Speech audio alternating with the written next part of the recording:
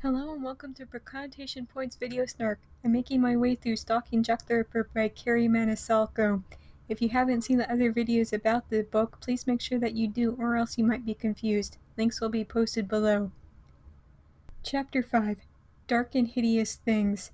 Wadsworth Residence, Belgrave Square, 8th of September, 1888. We left off at the end of Chapter 4 with Thomas taking Audrey home.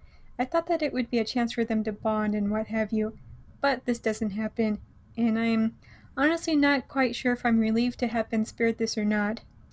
Instead, we've apparently skipped right to the next morning. Father fusses over Audrey's health and pish-poshes over the idea of science. Clearly a case of father knows best, even if he's about as emotionally abusive towards Audrey as Mother Gothel was towards Rapunzel. However, Audrey uses the excuse of needing to buy corsets in order to actually leave the house, and I'm not faulting her for doing it because I've used my own period to get out of various situations in the past. But be home in time for supper and your lesson on running a proper household. Your aunt says you showed little improvement last time she visited. If this aunt cared half as much about Audrey as the book would like us to think, why does she not live closer? Sounds like long-distance meddling that you can get out of if you just tolerate an in-person meeting once every couple of months. Later, Audrey reads the newspaper out loud to her uncle. There's been another murder, and it seems as though the murderer is getting bolder and more aggressive. Miss Annie Chapman, aged 47, approximately 5 feet tall, blue eyes, shoulder-length, dark brown, wavy hair, an entire life distilled into 5 basic physical descriptions. I fail to see how this describes anything about the woman beyond the simply physical, nothing about her family life, her life situation, her hobbies and interests. Nathaniel was right to be worried. I'd practically run into Leather Apron's all too eager arms by sneaking around like a child during the witching hour. "Oh, wow! You don't say!" Should anything happen to me, Father would lose what was left of his mind, locking himself away in that study until he finally died of a broken heart. To be fair, I feel like Audrey is a paper cut away from her father losing what little is left of his sanity. That man is not a beacon for good mental health. Keeping up the pretense of my whereabouts for Father, I'd stopped by the dressmaker's shop on the way in, picking out rich fabrics and new styles to be sent to the house. I decided on a walking dress made out of deep navy with gold and cream stripes. The bustle was smaller than my others, and the hefty material would be perfect for the cooler weather. My absolute favorite was a tea gown I'd chosen to wear when receiving visitors. It was the color of spun sugar with tiny roses embroidered along the front. A soft pink robe completed the loose-fitting gown, cascading to the floor. "Oh no, don't mind me, only just interrupting the flow of the plot to give us the details of yet another dress." Just because I'd studied cadavers didn't mean I couldn't appreciate beautiful garments. Nobody's saying that you can't have both, and Lord knows that the world needs more stories about girls who are into death but also love dresses. But as I keep stating, Aubrey keeps interrupting the plot at the most inappropriate times to talk about her dresses, and it's frustrating, it's poorly written, and it needs to stop. Had the seamstress not been reputably employed, she very well could have ended up on the streets and eventually in Uncle's laboratory too. I feel like this is completely and utterly missing the point of you shouldn't want anybody to be murdered. Not the seamstress, not a hooker. Nobody gets murdered. We support sex workers on this blog. A maid had brought in a tray of tea and a platter of scones with raspberry jam. I poured myself a cup of Earl Grey, adding a sugar cube with ornate silver tongs. I'm starting to wonder how long that this series would be if the author had just taken out all of these random descriptions of things that don't matter. If the author name-dropped some brand of quill or ink or whatever, I'm going to scream. Yes, it's been a few years since I read the All Souls trilogy, but I'm still not over it. Audrey then goes on to explain that, following the death of her mother, a glacial distance formed between her father and uncle. Father blamed uncle for the ultimate death of the mother, if only because, "You're a doctor, why don't you just cure her?" Uncle, on the other hand, is like, "I'm a doctor, Jim, not a god," and claims that father is relying too heavily upon things like science to just stop everything from hurting.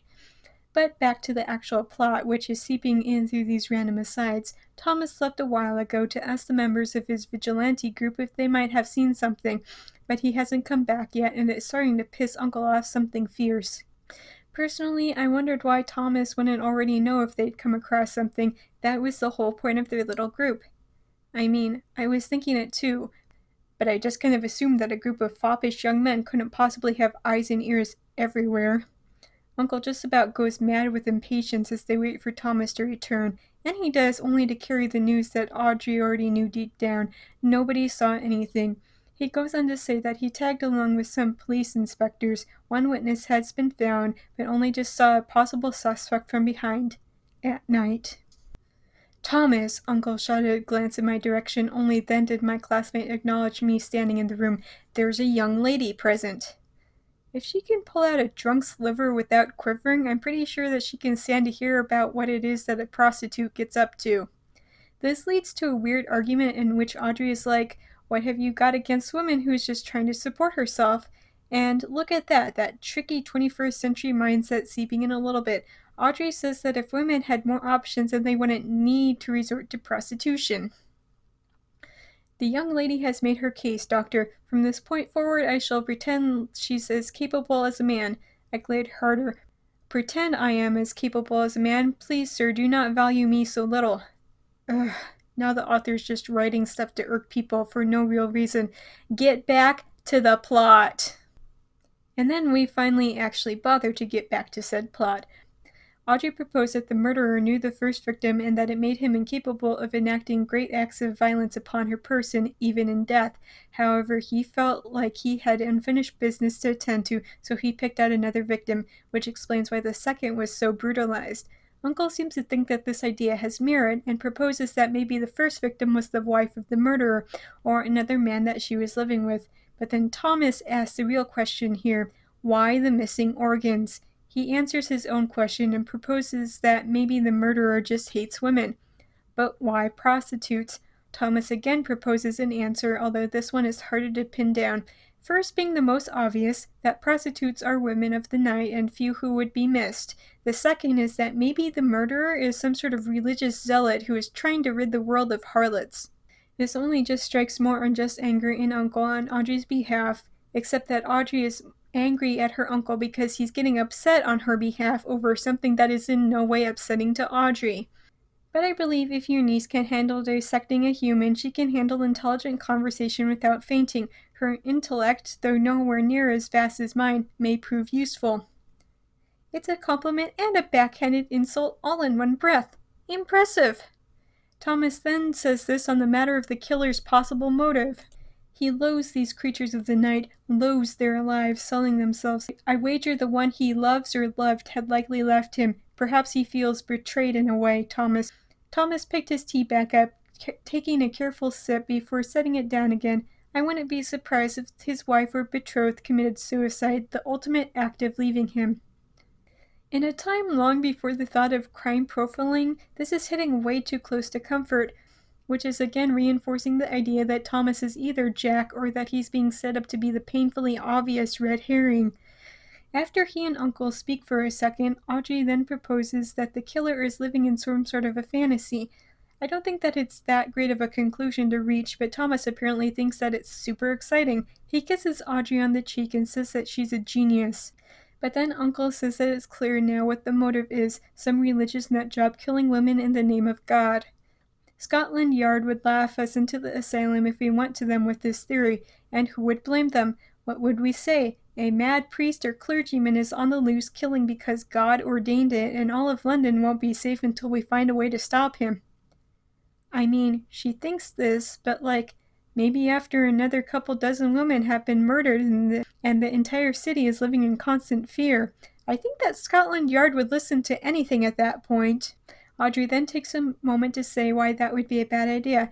It's still the time when doing medical work like that is considered to be an act of evil. Nobody would take them seriously, especially not Uncle, who has a weird reputation.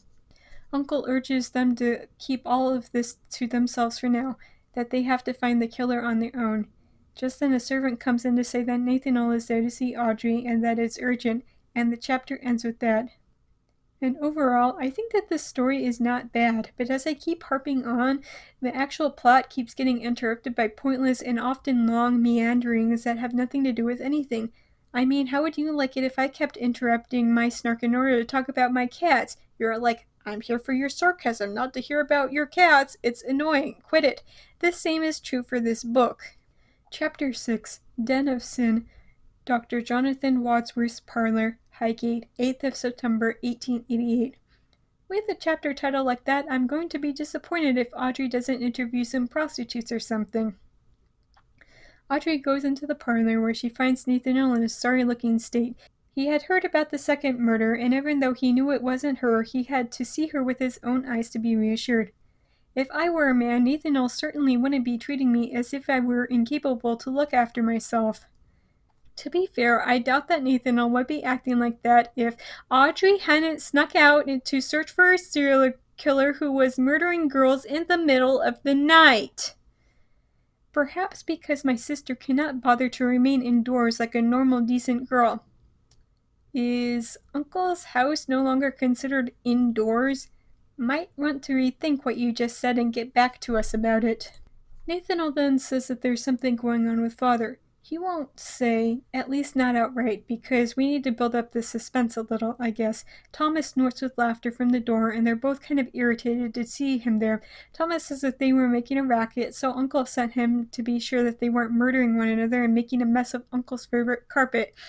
Thomas then says that Nathaniel might as well get it over with and tell Audrey, indicating that he also knows what's going on. Anyway, Father was apparently caught in an undisclosed establishment unbefitting to his title. The inspector who found him knew who he was and suggested that Father should get away for a few weeks until all of that nasty business settles down. Audrey isn't sure what place Nathaniel means at first, and then she remembers how a doctor had prescribed opium for their father after the death of their mother, and then she's all like, oh, all of that strange behavior recently. I nodded. Our cottage was a sprawling country estate in Bath named Thornborough. It was beautiful and extravagant, like most things Lord Wadsworth had inherited. It was the perfect place to recover one's sensibilities. The 19th century version of sending rich fops to rehab upstate. While Audrey is both flabbergasted and upset about her father's boorish, drug-fueled behavior, she can't help but see the silver lining in all of this. With her father at the cottage for the next several weeks, she won't have to sneak around. I'd need to attempt even better tactics with Thomas if I hope to repair his bruised feelings. To be fair, he shouldn't have been spying on what was clearly a private conversation in the first place. If you don't want to be insulted, don't be caught doing something so rude. Nathaniel agrees that Audrey can stay at Uncle's until 7.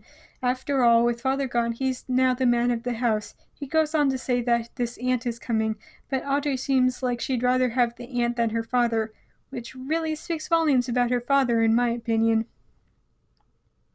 He paused, dropping his attention to where I twisted my mother's ring. It was a pear-shaped diamond, her birthstone, and one of the few possessions of hers Father actually allowed me to keep. Or should I say one of the few items he could part with. Father had a sentimental heart. I don't know what a man hopes to do with a woman's ring in the 19th century. He wouldn't wear such a thing. Social norms would stop him from doing that. Anyway, when Audrey goes back to Thomas, he starts saying all of these things about Audrey, things that the reader already knew because Audrey herself had said them between actual moments of plot, but she hadn't spoken them out loud, and never in front of Thomas. Honestly, the entire thing is beyond creepy. You simply need to hone your powers of deduction, Wadsworth. Look at the obvious and go from there. Most people ignore what's right before their eyes. They believe they see, but oftentimes only view what they want, which is precisely how you missed your father's opium addiction for so long. This book, as well as the author, wishes that it was nearly half at the level of Sherlock Holmes. Instead of actually explaining to Audrey how Thomas had figured all of that out, he starts to prattle on about mathematical formulas and how they relate to human emotion, which I kind of agree with Audrey that it's a fat load. He eventually does go on to explain it, but it makes him seem even creepier than if he'd just read her diary, because when he's describing the way Audrey reacted to the news of her father being gone, Thomas was supposed to have left the room, which means that he'd been asked to leave, but he was still spying on them.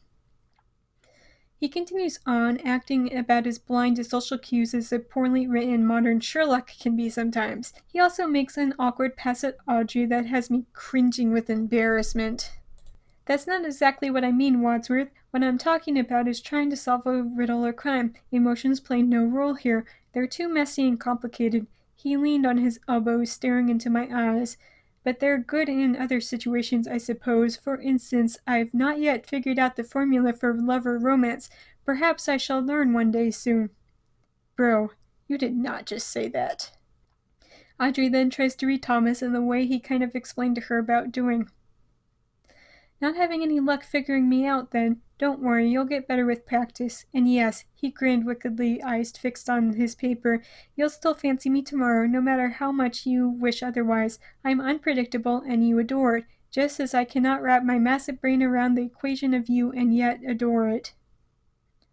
God, I want to punch this pompous windbag in the face. And then finally, Thomas gets us back on track by bringing up something in Uncle's notes. It's an older news clipping from a few months earlier. Some poor woman was attacked and something shoved up inside of her lady bits that later caused her to die. The police didn't take her seriously, so there's a good chance her attackers are still out there. But it doesn't exactly match up with the timeline, because this lady was attacked in April and the first leather apron killing didn't happen until August. However, I fail to see how Audrey can claim to love mysteries and solving them, and yet it's like a psycho out there sexually harassing women. They don't all start off with brutal murders, you know. There's usually an escalation period. There's a reason why people often talk about the torture of small animals when serial killers are children.